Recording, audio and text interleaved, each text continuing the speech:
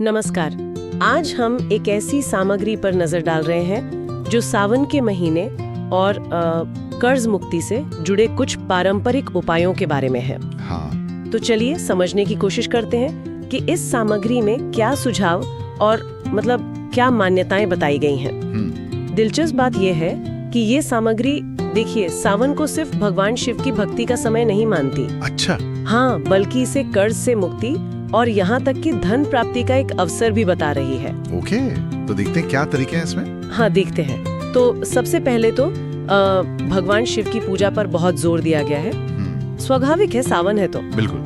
तो सामग्री कहती है कि रोज पूजा करनी चाहिए, शिवलिंग पर जल, दूध, शहद, बेलपत्र वगैरह चढ़ाना चाहिए। हाँ, ये तो सामान्य पूजा विधि है। हाँ, और खासकर सावन के सोमवार को रुद्राभिषेक, मतलब वो जो भगवान शिव का विशेष अभिषेक होता है। हाँ, रुद्राभिषेक। उसे काफी फायदेमंद बताया गया है। बिल्कुल। और साथ में ओम नमः शिवाय मंत्र का जाप, वो भी 108 बार। 108 बार, हाँ। इसका जिक्र अक्सर होता है। और दावा ये है कि इससे कर्ज से मुक्ति मिलती है और आर्थिक स्थिति भी सुधरती है।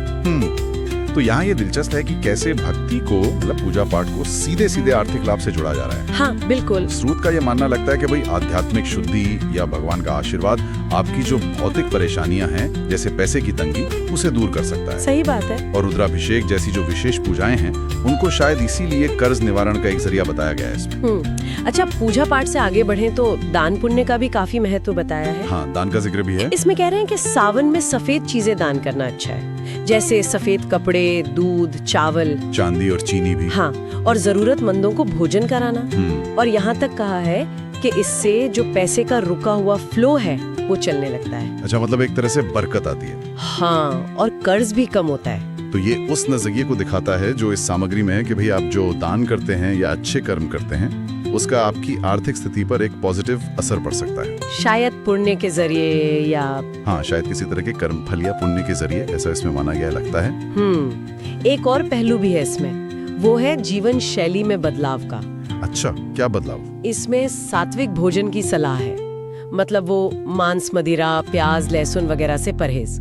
सात्विक आहार। हाँ, और साथ में ब्रह्मचर्य पालन और मन को शांत रखने की बात भी कही गई है। अच्छा, तो इन चीजों का आर्थिक स्थिति से क्या कनेक्शन बताया है स्रोत ने? कोई सीधा लिंक? सीधा तो नहीं, पर स्रोत ये कहता है कि इन बदलावों से आत्मशुद्धि होती है और घर में पॉजिटिव एनर्जी आती है। तो शायद सोच ये है कि जब आप अंदर से अनुशासित और शांत होते हैं तो बाहरी परिस्थितियां जैसे आर्थिक दिक्कतें वो भी सुधरने लगती हैं। हाँ, मतलब ये एक तरह से व्यक्तिगत पवित्रता को बाहरी समृद्धि से जोड़ने की कोशिश है। सही कहा।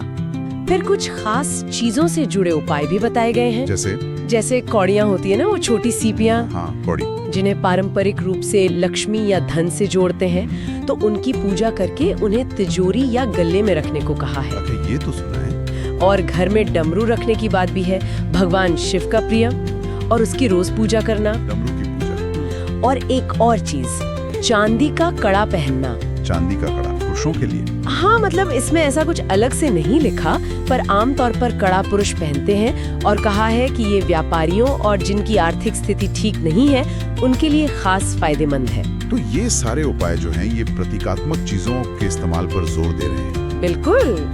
इस सामग्री के हिसाब से इन चीजों का संबंध धन और भगवान शिव की कृपा से है, और इनको रखने या पहनने से आर्थिक स्थिति बेहतर हो सकती है, ऐसा माना गया है। और आखिर में एक काफी सरल सुझाव भी है। क्या? कि सावन में रोज सुबह जल्दी उठें, नहाएं और शिव मंदिर जाएं, या अगर मंदिर नहीं जा सकते तो घर पर ही शिवलिंग का अभिषेक करें। हाँ, ये तो मतलब एक सामान्य आध्यात्मिक अनुशासन है। बिल्कुल। कहा है कि इससे मन और शरीर पवित्र होते हैं और आशीर्वाद मिलता है।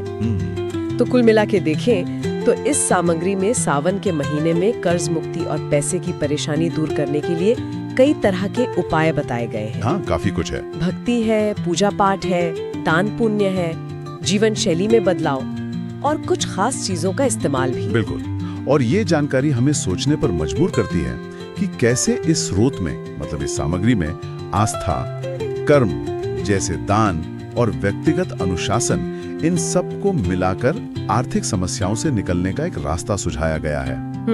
ये विचार कि भाई आपकी अंदरूनी शुद्धि और आपके बाहरी काम, ये दोनों मिलकर आपकी भौतिक समृद्धि पर असर डाल सकते हैं, जैसा कि ये सामग्री बता रही है, ये अपने आप में सोचने लायक बात है।